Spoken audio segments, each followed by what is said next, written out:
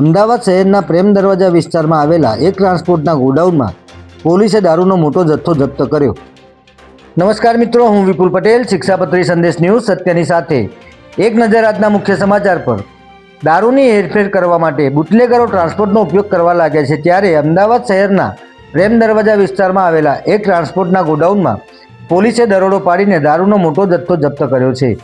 હરિયાણાથી new Krishna pants hardware કંપનીના નામે લોખંડના બેરલમાં લાકડાનું ભૂસું ભરવામાં આવ્યું હતું, જેમાં દારૂની બોટલો છુપાવીને મોકલવામાં આવી હતી. ત્યારે ચોક્કસ બાતમીના આધારે પીસીબીની ટીમે પ્રેમ દરવાજા વિસ્તારમાં આવેલ લાલજી મુલજી ટ્રાન્સપોર્ટના ગોડાઉનમાં દરોડો પાડી લોખંડના ચારેય બેરલોને ખોલીને તપાસ કરતા તેમાંથી ભૂસાની આડમાં છુપાવેલી વિદેશી દારૂની 2340 નંગ બોટલો મળી આવી હતી.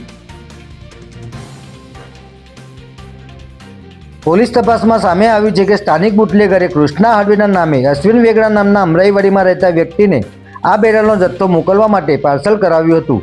પોલીસે આ બેરલોમાંથી 9.59 લાખની કિંમતની વિદેશી દારૂની બોટલો કબજે કરી છે અને ટ્રાન્સપોર્ટના ચલણમાં અશ્વિન વેગડાનું નામ લખ્યું હોવાથી પોલીસે તે મામલે તપાસ કરી રહી છે. આ અંગે પીસીબીની ટીમે માધુપુરા પોલીસ સ્ટેશનમાં ગુનો દાખલ કરાવી દારૂનો જથ્થો મોકલનાર અને મંગાવનાર સહિતના આરોપીઓને વોન્ટેડ જાહેર કરી તમામની ધરપકડના ચક્રો ગતિમાન કર્યા છે.